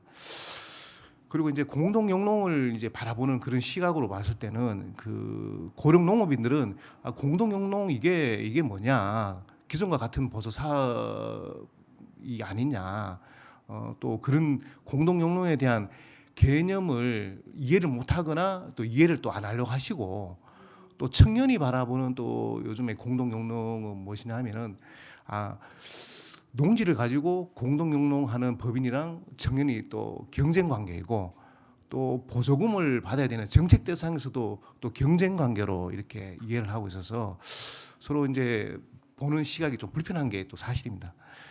그래서 근데 법이 공동 영농을 이제 성공적으로 추진을 하려면은 당연히 청년이 주체가 돼서 공동 영농을 추진해야만이 법인이 지속 가능하게 운영이 가능하고, 또 성장 발전 가능성도 있고, 또 유통이나 뭐 가공 산업 또 새로운 시도를 또 할 수 있는 그런 여건이 마련됩니다. 그래서 당연히 공동영농을 추진할 때는 청년이 주축이 돼서 고령농과 함께 정책의 수혜의 대상이 되어야 된다. 이게 먼저 고려가 돼야 될 것 같습니다. 그리고 이제 공동영농을 또 선제적으로 추진하기 위한 또 전제 조건을 보자면은 첫 번째가 규모화와 집단화입니다. 공동영농할 때는 기계화 영농이 필수 조건인데, 규모화 집단화가 없이는 공동영농의 실현이 사실상 불가능한 상황입니다. 그래서 경북도에서도 처음에 이제 공동영농을 할 때는 규모화된 지역을 좀 구하기가 힘들어서 또 어느 정도 분산된 농지도 또 일부를 허용을 했지만은, 그게 분산된 농지를 중심으로 해서 집단하기까지는 굉장히 지금 시간이 좀 많이 걸리는 상황입니다. 그래서 내년도 사업 추진할 때는 저희가 이제 도 자체적으로 지원할 때는 집단화 정도에 대한 기준을 좀 정해야 되겠다. 그래서 최소한 50% 정도는 집단화가 돼야만 우리가 이제 도에서 지원 사업을 할 수 있도록 그렇게 지침을 좀 개정할 그런 계획이 있습니다. 둘째는 이제 대표 마인드입니다. 마인드. 리더가 이게 굉장히 이제 역할이 중요한 사항인데, 공동 영농에 대한 이해도가 좀 있어야 됩니다. 그래서 기존 사업하고는 확실히 이게 공동 영농이 다르다는 거 명확하게 인지를 해야 되고, 단순 위탁으로 아는 경우가 굉장히 많아요. 그래서 이제 공동 영농 사업비를 받아서 농기계만 지원받으면은 그만이다는 그런 인식을 하고 있는 경우가 좀 굉장히 많습니다. 그래서 이제 공동 영농 하기 전에는 사전에 공동 영농에 대한 교육이 반드시 필요하다. 그래서 성교육 후 지원 체계로 나가는 것이 바람직하다는 말씀을 드립니다. 그리고 세 번째로는 기계화 영농에 적합한 기계를 좀 선정해야 된다. 규모화 집단화된 농지에 필요한 것은 대형 농기계입니다. 중소형 농기계로 하게 되면은 당연히 영농 효율성도 떨어질 뿐더러 이미 그 자체만으로도 참여 농가들이랑 농기계를 나눠 가져야 되겠다는 이런 생각이 굉장히 강합니다. 그래서 제대로 된 한 대만 있으면은 이 공동 영농을 수행하는데 어느 정도 다 커버할 수 있습니다. 그래서 작부 체계라든가 면적에 따라서 적합한 농기계를 구성하는 게 그것도 중요한 사항입니다. 그리고 네 번째는 법인이 구성원이 좀 다양화돼야 된다. 법인의 대표 중심으로 이제 체계가 이끌어 가겠지만은 그 임원에는 청년도 들어가야 되고 여성 농업인도 들어가야 되고 농기계 전문가도 들어야 되고 생산, 유통, 판매에 대한 전문가들도 임원들로 이제 반드시 참여를 해야만이 이 법인이 사유화가 안 되고 또 지속 가능하다고 하겠습니다. 그리고 이제 저희가 좀 해보니까 정말 필요한 게 공동 영농을 하긴 하지만은 공동 영농이 실제로 하고 있는지 안 하고 있는지 확인 절차가 좀 필요하더라고요. 그래서 공동 영농 하는데 영농 일지 작성이 필요하다. 기존에 일부 법인 같은 것을 확인해 보면 대표분들이 꼼꼼하게 수기로 이제 영농 일지를 작성한 분들이 굉장히 좀 들어 있으시더라고요. 근데 사실은 수기를 보는데도 저희들도 한계가 있습니다. 그렇다고 매일 이제 그 논밭에 나가서 영농 상황을 확인하는 것도 무리고, 그래서 저희가 이제 올해부터는 모바일로 영농 일지 작성하는 거를 시범적으로 지금 추진하고 있는데, 내년도부터는 사업 대상자한테 모바일로 영농 작업 일지를 작성하는 것을 의무화하도록 그렇게 이제 사업을 추진하려고 그렇게 계획이 있습니다. 그리고 또 공동 영농에 빠질 수 없는 부분이 이제 제도적인 뒷받침 문제인데, 아까도 언급했지만은 농지 임대라든가 직불금, 양도소득세 이 문제가 굉장히 복잡하게 얽혀져 있습니다. 이게 제도적으로 풀어야만이 어느 정도 공동농이 활성화되고 있는데 되겠는데 그래도 농림부에서도 많은 부분을 좀 개선해서 농지 임대 문제 같은 경우에는 농지 이용 증진 그 사업을 통해서 시장 공수나 사업자가 지구를 지정해서 그 안에서 임대차가 좀 자유롭게 할 수 있도록 농지법도 일부 개정 그 해놓은 상태고 직불금 같은 경우에도 공동용농을 하는 법인은 사업 첫 해에는 직불금을 못 받습니다. 그래서 경영에 큰 좀 어려움을 겪는 법인도 있는데 사업 첫 해 이제 50헥타 이상은 사업 첫 해에 이제 직불금을 받을 수 있도록 요까지는 좀 개선을 했습니다. 개선했는데 요 50헥타 면적도 더 이제 낮출 수 있도록 저희가 그 이제 건의를 하고 있는데 요 직불금 문제도 차차 좀 개선해야 될 과제고요. 그리고 양도소득세 문제도 지금 저희는 이제 공동농에 참여하는 농가 같은 경우에는 자경 기관으로 인정해서 양도소득세를 좀 이렇게 안 낼 수 있도록 좀 건의를 해놓은 상태인데 거기까지 가기에는 시간이 좀 많이 걸릴 것 같습니다. 그렇지만 1차적으로 이제 법인에 출자하는 농지는 2월 과세 제도가 내년부터 적용됩니다. 그래서 법인의 농가가 이제 농지를 출자하게 되면은 세금을 안 내야 되고 나중에 그 법인이 농지를 매도했을 때 세금을 내는 제도로 이제 그거는 좀 개선이 됐습니다. 그래서 내년도부터 2월 과세 제도가 이제 적용되게 되어 있습니다. 하여튼 이외에도 제도적으로 약간 좀 개선해야 될 문제가 있는데 요거는 농림부에서 지금 계속 차근차근히 이제 준비하고 있어서 앞으로 뭐 좋은 결과가 좀 기대되고 있습니다. 마지막으로 이제 공동용농이 뭐 안정적으로 이제 정착하는 게 가장 중요한데 저희들도 이제 의욕이 앞서다 보니까 뭐 내년도까지 30개소 공동농을 하겠다, 내년도까지 100개소 하겠다 이런 목표를 가지고 하다 보니 사실은 이제 조건이 안 되는 지구를 많이 좀 선정해서 좀 추진하고 있어서 좀 사업 추진에 좀 어려운 점이 많습니다. 그래서 이제 조기 확대, 조기 확산보다는 그래도 철저히 준비가 된 조직이나 지구를 이제 지원하는 게 가장 중요하다. 그렇게 말씀을 드리고 싶습니다. 네, 이상입니다. 예, 좋은 말씀 감사합니다. 제 시간에 대한 제 코멘트는 생략하고요. 농촌경제연구원의 우리 유찬희 연구위원님 토론 부탁드립니다. 네, 농촌경제연구원 유찬입니다. 최용원 박사님 발표랑 제갈승 팀장님 토론에 전적으로 공감합니다. 거기에 근데 관점을 약간만 달리해서 몇 가지 의견을 보태드릴까 합니다. 그동안 이제 규모, 그 생산성과 효율성 측면에서 취약하다는 문제는 대단히 공감하는데 그 답이 규모화냐에 대해서는 저는 좀 의문을 갖고 있습니다. 그러니까 이게 2000년과 2020년 자료인데요. 그러니까 그림에서 보면은 왼쪽 아래에 있는 그러니까 영세고령농의 땅을 오른쪽 위, 그러니까 속된 말로 똘똘한 사람들한테 몰아주자는 게 규모의 취지였다고 생각을 합니다.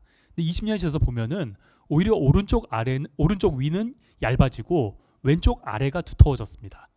이 문제가 뭐냐?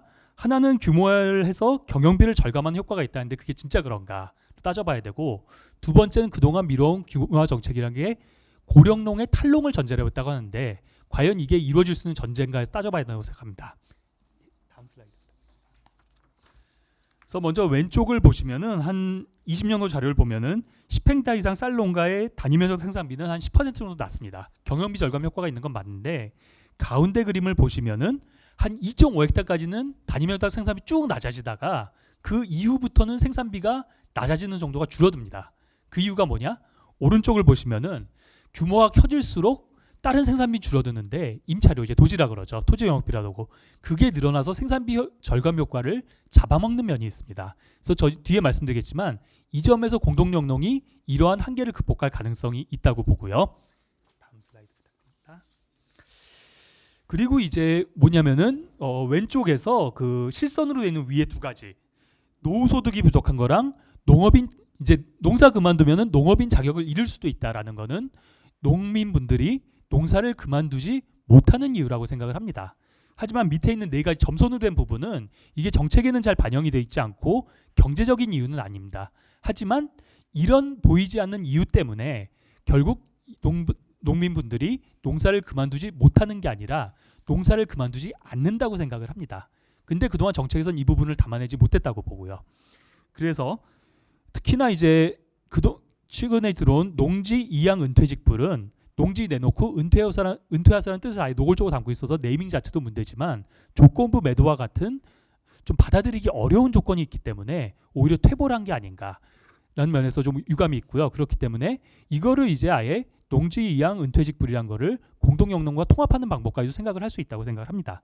그래서 이제 보면은 내 공동 영농이 참여가 잘 된다 그러면 이제 풀릴 수 있는 문제가 앞에서 말씀하셨듯이 배당이나 임대료 지급으로 노후 준비를 좀 덜 수가 있고 최근 논의가 되는 농업인 연금 도입까지 이루어진다면 어느 정도 해결이 될 수 있다고 생각을 합니다. 그리고 이제 농업인 자격 유지는 말씀하신 대로 농지법에서 임대차를 좀 푸는 것도 있고, 그리고 아까 최용 박사님 말씀하신 좀 손봐야 될 거는 농지 이용 계획이나 농지 이용 증진 사업은 제가 기억하기로는 90년 이후에는 시행된 적이 없습니다. 사문화된 법이기 때문에 이걸 어떻게 살려낼 것인가 같이 고민을 해야 되고, 이와 더불어서 직불제법 그리고 경영체법까지도 같이 손을 봐서 한다. 농업인 자격을 유지하는 식으로 한다 그러면 어느 정도 유인이 될 수 있다고 봅니다. 그리고 이제 그 점선으로 된 건 자세히 설명을 못 드렸습니다만은 지금 있는 모델을 본다 그러면은 자신의 나이 드신 분들이 자기 땅을 그래도 최대한 오래 갖고 있을 수 있고, 필요하면 자기가 알바를 뛸 수도 있고, 그리고 그렇게 하면서 사회적 그동안 마을에서 쌓은 관계를 유지할 수 있기 때문에 이런 문제를 상당수 그러니까 좀 꺼리는 부분을 상당수 완화할 수 있다고 생각을 하고 있기 때문에 이걸 좀 살릴 수 있다 보고요. 근데 여기서 하나만 더 말씀을 드리면은 아까 최용원 박사 말씀하신 유형화가 필요하다는 얘기는 굉장히 동일합니다. 왜냐하면 문경 얘기를 많이 하는데 그 올해부터는 작년 말부터 그 옆 동네 영덕에서도 이걸 하는데 영덕만 가봐도 문경하고 상당히 다르게 움직이고 있습니다. 그래서 그런 점 때문에 이런 기본 틀에서 상세한 모델은 좀 다르게 가져야 한다는 걸 동의를 하고요. 마지막 슬라이드입니다. 그리고 이제 좀 그럼 어떻게 해야 되냐? 관점을 좀 달리는 게 농지를 직접 해가서 규모화를 하자는 얘기도 물론 필요하지만 조금 더 나가서 범위의 경제로 간 게 맞다고 생각합니다. 즉 땅도 모아야 되지만 거기서 작부 체계를 좀 같이 바꿔줘야지 이게 좀 제대로 팔릴 거고, 근데 여기서 또 드러난 약점은 판로가 없던 겁니다. 아까 제가 선생님 말씀하셨지만 마을 영농사에서 예를 들어 안동 근계마을은 작부 체계까지는 바꿔서 성공했는데 거기서 주로 물건을 내던 바바리 찰떡이 망하면서 마을이 무너졌거든요. 그런 사례도 있지만 최근에 보면은 가루쌀, 밀콩 문제가 계속 반복되고 있습니다. 따라서 작부 체계를 바꾸는 거에 더해서 이걸 도대체 어디다 팔아먹을 거냐라는 문제까지 같이 건드려줘야 된다고 생각을 하고요. 그다음 아까 들녘 경제가 잠깐 나왔지만 실제로 그런 사례가 많습니다. 그런 사업에 즉 공모를 해갖고 공동영 한다 그러고서 농기계 받아서 사실은 각자 쓰고 말죠. 그런 걸 넘어서는 문제가 하나 있고, 그 지역마다 가보면은 어쨌든 그 지역에는 나름대로 질서가 있습니다. 어떤 이는 기계만 농기계만 있어서 수탁 작업 해주는 분들이 있는데 자칫해다 여기다 해서 농기계 이용 건드리면은 질서 무너지고 싸움 납니다. 그렇기 때문에 협업 중심의 실질적 계약을 명확히 해서 역할 분담을 끌고 가는 게 이전에 했던 실패를 좀 줄이는 방법이라고 생각을 하고, 마지막으로 말씀드리고 싶은 거는 그 구심점이 필요하다는 말씀을 주셨는데 굉장히 공감합니다. 실제 홍식 대표님 성공 사례가 굉장히 미담처럼 나오는데 말씀 들어보면은 사실 이거 준비하신 게 한 15년 걸렸어요. 15년 동안 아웅다웅하면서 끌고 온 거고, 작년 기준으로 개인적으로 투자를 엄청나게 하셨더라고요. 보여주는 한 빚이 25억이었습니다.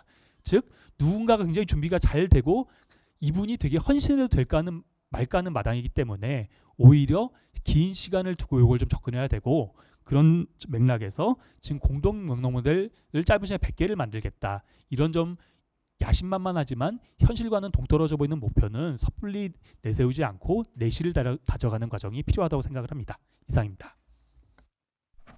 예, 좋은 말씀 감사합니다. 예, 다음 우리 K푸드 수출 확대 방안 관련해서 먼저 ATA 우리 심화섭 처장님께서 토론 부탁드립니다. 예, 안녕하십니까. AT 수출 전략시장 심화소입니다. 먼저 그 김동환 원장님의 그 K푸드 수출 확대 전략 그 발표에 대해서 좀 많은 인사이트를 받았고요. 그리고 또 이제 발표 과정 중에서 또 문제점이라든지 대안으로 제시해 주신 부분에 대한 그 저희 AT의 준비 사항에 대한 그런 좀 현황을 소개해드리는 걸로 제 토론을 가름하도록 하겠습니다. 먼저 이제 그 신선농산물의 수출이 그렇게 이제 성장하지 못한 부분에 대해서 이렇게 지적을 해주셨는데요. 신선농산물 수출 자체가 준 건 아니지만 그 가공 수출에 비해서 성장 속도가 느린 것은 분명한 사실이고요. 그 부분에 대해서는 굉장히 뼈아프게 생각을 하고 있습니다. 저희도 그래서 그 신선농산물 수출 확대를 위해서 신선농산물 같은 경우에는 그 공장이라고 할 수 있는 게 그 농산물 전문 생산단지거든요. 근데 그 농산물 전문 생산단지의 수출 계약 달성도, 그러니까는 가격이 비쌀 때는 저기 안 내주고 쌀 뭐 그런 부분들 수출 계약 달성도 운영 실태 평가를 통해 갖고 그 단계별 지원 금액 차등 등 인센티브 제도를 시행함으로써 안정적 신선 농산물 공급이 될 수 있도록 좀 제도적으로 노력을 하고 있고요. 그다음에 이제 통합조직은 2018년도에 배, 파프리카, 딸기, 포도 등 중심으로 해가지고 만들어서 지금 11개 정도가 운영이 되고 있습니다. 뭐 제스프리를 모델로 하고 있습니다만은 뭐 운영 과정에서 조금 미흡한 점이 있습니다만 공동 물류라든지 딸기 같은 경우에는 공동 포워딩을 실시한 적이 있고 그다음에 신품종 개발이라든지 그 통합 마케팅 이런 것들을 이제 실시하고 있는데 저희 이제 전력차장 하기 전에 이제 뉴욕지사장을 좀 하다 왔는데요.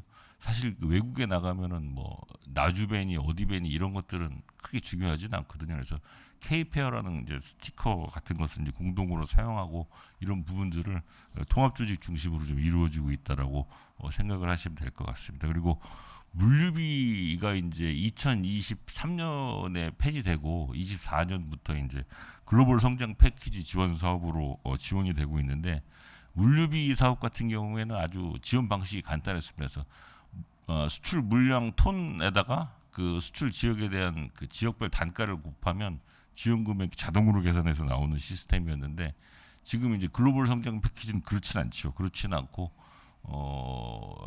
33개 메뉴를 통해 가지고 이제 지원하는 방식인데 수출 업체나 수출 농가 입장에서는 조금 좀 불편하신 부분도 있을 것 같습니다. 그래서 그 부분을 개선하려고 노력 중이고요. 물류비 예산이 연간 한 400억 정도 됐는데 내년도 물류비 대체 사업인 글로벌 성장 패키지 예산 한 720억 수준 정도로 이제 늘려가지고 어떤 물류비 예산 감소에 따른 그 여파를 좀 최소화하려고 노력을 하고 있습니다. 그리고 이제 특정국 편중 현상도 수출에 있어서 좀 반복적으로 지속되는 문제입니다. 그래서 노력하고 있는데 지금 특별히 그 3대 신시장을 저희가 지정을 했습니다. 그래서 중동, 중남미, 인도를 이제 3대 시장으로 정하고 할랄 시장도 유명할 것으로 이제 판단이 돼가지고 이 부분에 대한 집중적인 시장 개척 활동을 하고 있고요. 좀 빨리 하도록 하겠습니다. 그리고 이제 유망 품목 발굴이 굉장히 중요한 부분인데 이 품목도 가만히 보니까는 사람처럼 이 생애 주기가 있더라고요. 사람이 이렇게 잘 됐다가 잘 되니까는 또 이렇게 몰렸다가 몰리면 경쟁이 심해지고 현지 공장이 들어서고 현지 재배가 이루어지고 그러다가 가고 그래서 그런 현상 자체를 부정할 수는 없고 그렇기 때문에 이 품목도 생애 주기가 있으니까 새로운 유망 품목을 지속적으로 발굴하고 육성하고 배출해내는 게 굉장히 그 시급하고 중요한 과제다라고 저희도 생각을 해서 그 넥스트 K푸드 개발 육성 프로젝트를 이제 내년부터 본격적으로 추진할 예정이고요. 이런 유망 품목 개발과 더불어서 신선 농산물의 경우에는 또 기후 변화라는 변수가 있습니다. 그래서 기후 변화라는 변수에 대응할 수 있는 신품종 개발도 저희가 좀 중점을 두고 있는 사항입니다. 그리고 지금 농식품 관련 지원 사업이 코트라에서도 하고 중진공에서도 하고 이제 여러 기관에서 하고 있어서 약간 좀 헷갈리실 수도 있는데 내년부터는 좀 가버넌스랄까요? 이런 거를 좀 AT 중심으로 해가지고 저희가 다 하겠다는 게 아니라 푸드 자체는 일단 저희한테 신청을 하시면 저희가 적정한 사업을 안내해서 통합 창구 역할을 할 수 있도록 그렇게 할 수 있도록 하겠습니다. 다음 슬라이드 넘겨주시면 감사하겠습니다. 그리고 요즘 들어서 그 비관세 장벽 정보 이런 것들이 굉장히 좀 중요한 이슈로 다가서고 있습니다. 그래서 지금 뭐 트럼프발 관세도 있고 해서 수출업체들도 이게 지금 알루미늄 캔에 담긴 우리 제품은 관세가 어떻게 되느냐 이런 문의들이 많이 계시는데요. 저희 농식품 수출 정보 카티라는 사이트를 운영하고 있습니다. 그래서 오픈 AI도 탑재를 해서 서비스할 예정인데 카티 사이트를 참조해 주시면 많은 정보가 제공될 예정이고요. 그리고 또 저희가 법제처하고 협업을 통해 갖고 수출기업 문의가 많은 해외 법령에 대해서 번역하는 사업도 지금 하고 있습니다. 그리고 한류 콘텐츠 아주 중요합니다. 요것도 저희가 적극적으로 좀 협업을 통해서 뭐 K푸드 홍보 대사라든지 이런 부분들을 지정을 해가지고 한류라는 든든한 백그라운드를 좀 등에 업고 K푸드 수출 활성화가 될 수 있도록 하겠습니다. 예, 이상으로 토론은 마치도록 하겠습니다. 예, 감사합니다. 예, 마지막으로 우리 농협무역의 허정구 전무님 토론 부탁드립니다. 예, 앞에서 설명을 너무 잘하셔서 좀 힘들긴 한데, 저는 저 NH 농협무역의 허정구입니다. 김동완 교수님과 그다음에 AT 뭐 이렇게 좀 뭐 내용들이 좀 중복이 돼서 뒤쪽에 내용을 보면 뭐 했던 이야기를 계속 하는 것 같아서 좀 중요하다고 생각하는 부분만 한번 말씀을 드리겠습니다. 저 NH 농협무역은 그러니까 농산물 수출을 하는 수입도 하지만 농산물 수출과 그다음에 뭐 종자 아니면 뭐 이렇게 각종 그런 축산 자재 뭐 이런 걸 수입을 하는 회사입니다. 전문 회사입니다. 목표는 이제 예를 들자면 그 농산물 수출 뭐 1억 불을 목표로 과거에 1억 불을 한 적도 있습니다. 한 적도 있는데 1억 불 목표로 지금 하고 있습니다. 그렇지만 지금 현재 실적은 뭐 그 반 정도밖에 되지 않고 있습니다. 다시 말씀드리면 특히 오늘 이야기하신 중에 신선 농산물 수출에 대한 부분이 굉장히 애로가 많습니다. 애로가 많은데 한 두 가지 정도만 말씀을 드리겠습니다. 중복됩니다. 그 물류비 지원을 이제 폐지가 되고 글로벌 성장 패키지를 부분을 AT에서 지금 이렇게 잘 하고 있는데 이게 약간의 간접 지원이 되다 보니까 실제로 그 정밀함이 좀 필요합니다. 직원이 보니까 전에는 그 업무를 금방금방 했는데 요걸 정산을 하고 뭐 새로 이렇게 책정을 하고 하는데 조금 시간이 좀 많이 소요가 되고 조금 피곤하달까? 좀 그런 부분이 실제로 좀 있습니다. 있어서 이 부분은 좀 더 좀 제대로 이렇게 예산도 늘고 했으니까 좀 더 잘 지원될 수 있도록 매끄럽게 좀 지원이 될 수 있도록 하는 그런 방법들을 좀 연구가 필요하지 않을까 하는 생각이 들고 최근에 보니까 일본에 파프리카를 수출하는데 요즘에 그 농약 검출 한 10년간 제가 알기에는 검사를 제대로 하지 않았습니다. 안 하셨는데 요번에 뭐 관세 같은 거 이런 부분이 있다 보니까 요즘에 일부 그 농약에 대해서 검역을 강화를 하고 있습니다. 하고 있고 최근에 미국에 주로 이제 배를 수출을 많이 하는데 배도 이제 일부 지역에서 이 또 검역을 강화를 하고 있습니다. 그리고 아까도 말씀 에 대해서 하시는데 그런 그 각종 그 비관세 장벽에 대한 부분이 사실은 굉장히 심각하게 되고 있습니다. 뭐 그 관세가 뭐 15%로 확정이 됐다고 이렇게 뭐 그 끝난 것이 아니라 실제로는 그 이런 걸 협상을 하고 하는 이 와중에 실제로는 비관세 장벽이 좀 더 강화가 되고 있는 그런 입장인 것 같습니다. 그래서 이런 부분을 이제 대처를 하기 위해서는 그 민간 단위의 어떤 그런 부분도 당연히 중요합니다. 중요하지만 그런 예를 들자면은 그런 뭐 농약이라든지 이런 것들에 대한 정보, 그러니까 그런 것들을 정부 기관에 뭐 AT든 뭐 코터라든 그 각종 어떤 정보들을 서로 공유가 되고 하는 그런 나눌 수 있는 그런 부분도 좀 중요하다고 생각합니다. 나머지 부분 많이 있는데 저는 어떤 두 가지 정도만 말씀을 드리겠습니다. 예, 이상입니다. 예. 네, 감사합니다. 시간이 좀 늦긴 했는데 혹시 플로어에서 혹시 뭐 질문 있으신가요? 예, 우리 전찬익. 농식품 신유통연구원에 있는 전찬익인데요. 지난번에 우리 김동완 원장님하고 얘기하는 중에 그게 이제 아마 저기 생각이 나는데 그 우리나라가 이번에 그 일본의 쌀값 이렇게 상승되면서 우리 농협 몇 개 농협에서 수출도 하고 했잖아요. 근데 일본에서 쌀 수입할 때 그 뭐 600% 정도의 그 관세를 매기는데 그거를 제대로 물고 우리가 적정 가격을 받고 했는데도 수출이 된 건지 그 여부를 좀 알고 싶네요. 네. 일단 답변은 저기 옆에 질문 한 분 더 계셔서 받고 예, 생각할 시간을 좀 드리도록 하겠습니다. 예. 예, 농정연구센터 윤석환입니다. 거기 그 공동영농 관련해 가지고 그 189페이지 보면은 경북 포항 호미곶 거기 사례에 보면은 그 토지 동의서라는 내용이 나오거든요. 근데 이게 어떤 내용인지 모르겠습니다. 그 농지법에 허용하는 임대차 규정 이외에 별도로 이렇게 운영되는 이런 루트가 있는 건지 그 부분이 좀 궁금하거든요. 그리고 그 농협에서도 이용증진 사업을 할 수 있고 또 이용증진 안에 들어오면은 임대차가 다 허용이 돼요. 지구 안에서는. 근데도 왜 이용증진 사업이 루트를 타지 않고 이런 루트를 이용하고 그런 논의가 좀 부족한지 이번에 공동연구 그 검토하시면서 그쪽 부분에 대해서는 어떻게 검토를 해보셨는지 궁금합니다. 예, 이상입니다. 예. 일단 먼저 그 쌀 일본의 쌀 수출 관련해서 우리 농협무역의 허정구 전무님 답변 부탁드리고 이어서 우리 최용훈 박사님 답변. 예, 간단히 말씀드리겠습니다.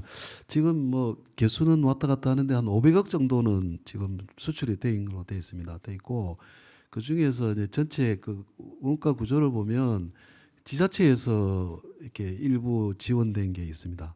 그거는 이제 어떤 지역에 따라서 차이가 나는 것인데 어떤 지자체에서는 적극적으로 해서 그 부분이 지원이 된 게 있고 그래서 아까 말씀드린 대로 그 정상 수출이 됐습니다. 그래서 300% 이상의 관세가 있었지만 그 이상의 가격으로 가지고 그렇게 판매가 됐습니다. 됐고 지금도 신규로 계속 신청이 들어오고 있습니다. 예.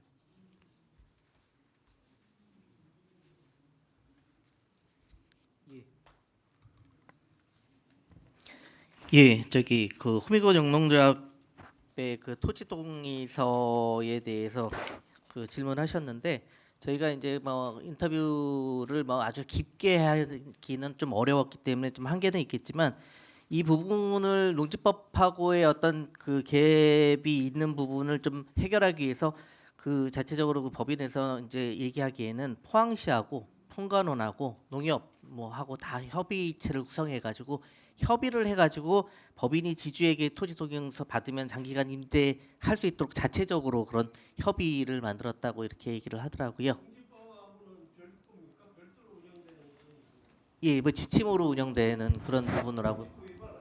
그건 제가 좀 설명을 드리겠습니다. 호미곶이 유채라든가 보리라든가 동계작물을 하는데 동계작물은 농지법상 10월부터 5월 달까지 임대가 가능합니다. 그거는 법적으로 아무 문제가 없고 중요한 건 하계가 문제인데 하계는 위탁 영농을 이제 하니까 그거는 이제 농지법하고 저촉 없이 진행하고 있는 걸로 알고 있습니다.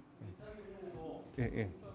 60세 이상이고 5년 이상 네. 되어야지 가능하게 돼 있잖아요. 네네. 일부 아무나 할 수 있는 게 아니고. 맞습니다. 일부 위탁하는 걸로 그렇게 그 알고 있습니다. 예, 예. 그래서 이런 부분이 어떤 네. 법과 제도하고의 어떤 현실적인 괴리 부분 이 부분을 아까 저기 팀장님 말씀하신 대로 네. 제도적으로 수용할 수 있는 제도적 네. 개선이 예, 예. 이루어져야지 이제 예, 예. 조금 더 활발히 될 수 있다는 뭐 그런 차원에서 네, 말씀을 드렸습니다. 네. 농지용 증진 계획에도 잠깐 말씀드리자면은 96년도 농지법 개정 이후에 한 건 또 이런 사례를 통해서 임대차가 된 경우가 없습니다. 없어서 그래서 농림부에서 원래 제주도랑 경북 의성에서 농지용 증진 그 사업 용역을 통해서 한번 시도하자고 지금 추진하고 있는데 이제 저희 지자체에서 요구하는 거는 여기 내용이 뭐가 담겼냐면은 시군에서 농지용 사업 지구로 지정을 하고 소유자 동의를 얻은 다음에 등기 촉탁을 하도록 되어 있습니다. 근데 그 등기 촉탁을 등기상에 표시를 해줘야 되는데 이게 안 돼서 저희는 어렵다. 이 등기 촉탁 문제를 없애자. 그 절차를 좀 간소화하자고 이제 건의를 했는데 농림부에서는 그래도 한번 시행을 해보고 나중에 제도를 없애든지 말든지 결정을 하자. 그래서 지금 1차적으로 원래 이제 시행하고 있는 용역을 해서 시행하고 있는 상황입니다. 네. 답변 너무 잘해주셨고 저도 저기 AT 우리 심화수 차장님께 하나 좀 간단한 질문인데 저희가 지금 한미 관세 협상에서 15% 원래는 수출할 때 저희들이 한미 FTA 때문에 관세가 없었잖아요. 근데 지금 이제 추가로 15%를 관세를 물고 수출을 하는데 그게 우리 지금 수출 하는 우리 기업이나 우리 농식품 수출 쪽에 어떤 영향이 좀 있는지 좀 제가 궁금하거든요. 예, 지금 대미 수출 같은 경우에는 여전히 증가세입니다만은 증가폭은 약간 좀 준 상태고요. 정부에서는 이제 그래가지고 대미 그 수출 기업들의 이제 남은 기간 동안 그 가격 그 경쟁력 지원이라든지 그런 거를 위해 가지고 그 저 원료 구매 자금 특별 지원이라든지 판촉 이런 사업들을 지금 뭐 전개하고 있는 상황이고 지금 한시적으로 그 물류 비용도 좀 특별히 조금 성장 패키지 사업을 통해 갖고 일부 지원하고 있고 내년도에 대한 종합 대책을 마련하고 있는 상황입니다. 네, 감사합니다. 뭐 시간이 늦어가지고 이미 10분 가까이 오버돼서 어쩔 수 없이 마무리를 좀 해야 될 것 같아요. 뭐 공동 영농에 대해서는 여러 가지 지금 형태가 지금 진행이 되고 있는 것 같은데 어쨌든 대세적인 흐름은 피할 수 없는 것 같습니다. 어쨌든 초고령화 지금 상태인 농촌 또 소농 영세농 구조의 이런 형태를 계속할 수는 없는 상황이니까 그 흐름은 거스를 수 없는 것 같고 어쨌든 제도적으로 보완해야 될 부분이 지금 많이 있는 것 같습니다. 아마 정부도 이런 부분들을 고려해서 내년도에 이 부분을 중점적으로 아마 다룰 것 같은데 그 과정에서 좋은 결과가 나오기를 기대하고요. K푸드는 아까 원장님 말씀하셨지만 지금 가장 좋은 여건을 저는 맞이하고 있다고 생각합니다. 그럼 과연 저는 좀 더 해야 될 게 그 열풍에 과연 우리 농산물이 어떻게 올라탈 것인가거든요. 왜냐하면 아까 저는 수출품을 봤지만 대부분 저희 원료나 이런 부분에서 저희 농식품이나 농산물이 많이 사용되는 그런 품목들이 얼마 안 되는 부분이 좀 아쉬운데 그럼 정부나 뭐 ATO는 오셨지만 어떻게 정책적으로 그런 부분에서 국산 원료가 조금 더 많이 사용되고 또 그런 과정에서 어떤 인센티브가 좀 제공돼서 실제 그런 수출 확대 효과가 그런 국내의 농가 소득이나 농업 소득 또 농업 발전에 이렇게 이어질 수 있는 그런 고리가 좀 됐으면 하는 이런 생각을 하고요. 늦은 시간까지 이렇게 또 좋은 말씀과 토론을 해주셔가지고 오늘 이 분과는 사실은 많은 대안들 현실적으로 많이 제시한 것 같아요. 그래서 너무 감사하다는 말씀을 드리고 오늘 분과 발표와 토론을 마치도록 하겠습니다. 감사합니다.